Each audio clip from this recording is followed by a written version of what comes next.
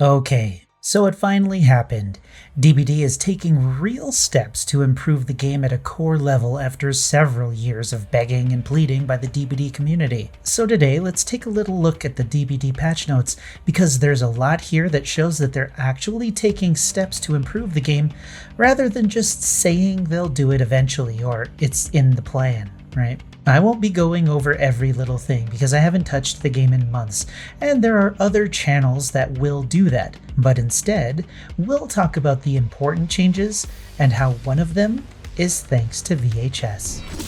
Space Coconut.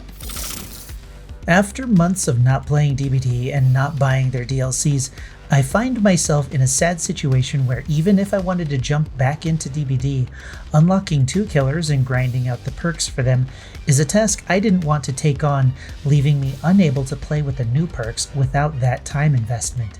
Well, now they've seen fit to address the largest barrier to entry in the game with the help of VHS. The change they're proposing is this. Prestiging a character will unlock all 3 of that tier's perks on all other characters. If I buy Sadako and prestige her, I will unlock those perks on Hag with no additional grinding required. This system is in the same vein as the Act system in VHS. Unlocking the current Act will unlock that tier's perks on all other characters. Then you move on to the next Act. DBD follows the same pattern with the next 2 prestige levels to unlock tiers 2 and 3 on all characters as well. VHS has Act 2 and 3, which follows the same pattern. Now, if I come back to DBD and I don't want to buy the new characters, we're faced with an interesting question. The new Shrine of Secrets will allow players to buy perks directly, and subsequent purchases will unlock the subsequent tiers of the perks. The question I have here is, will a player be able to buy perks from a licensed DLC? If I don't want to buy Sadako, will her perks be available for purchase in the shrine? I asked this question on Twitter, but considering how much the devs and mod team love me, I doubt I'll get an answer. But we'll find out regardless on patch day, so no biggie. Now, if you doubt that this particular change to DBD is because of VHS, you may be right, but let me say this.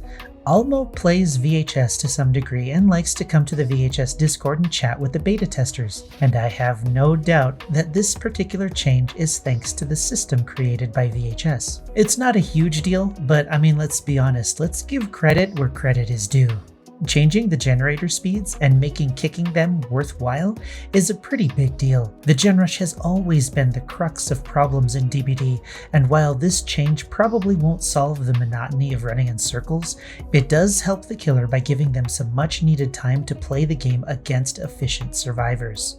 Talking about those efficient survivors, breaking walls and pallets is now slightly quicker, and while I don't really think the changes will be that impactful in most situations, the one situation where you can barely miss a survivor before they can reach the next pallet is now in the killer's favor.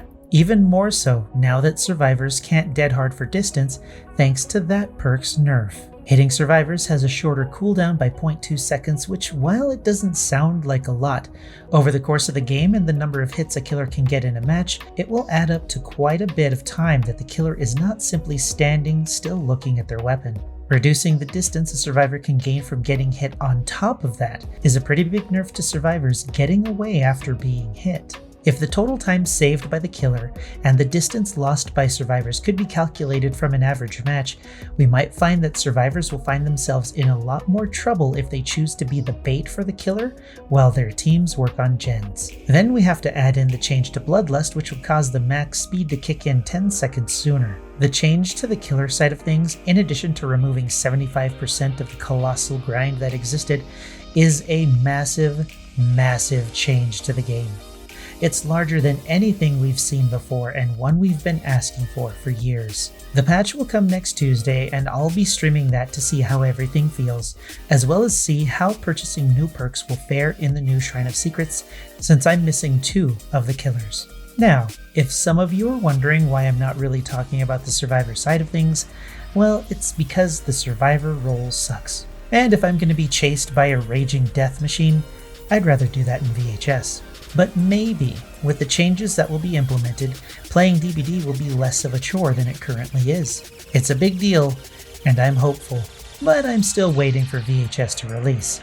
Both games can only improve each other, and unlike any other asymmetrical game that's been released to join the genre, VHS is the only game to influence a change in Dead by Daylight. Something to think about for those who think VHS won't succeed on its own merit. Anyway, that's about it. Not much else for me to talk about. The perk changes are neat, and I'm sure new various ways of playing the game will pop up, and that's interesting. But running in circles is still running in circles. I like this better.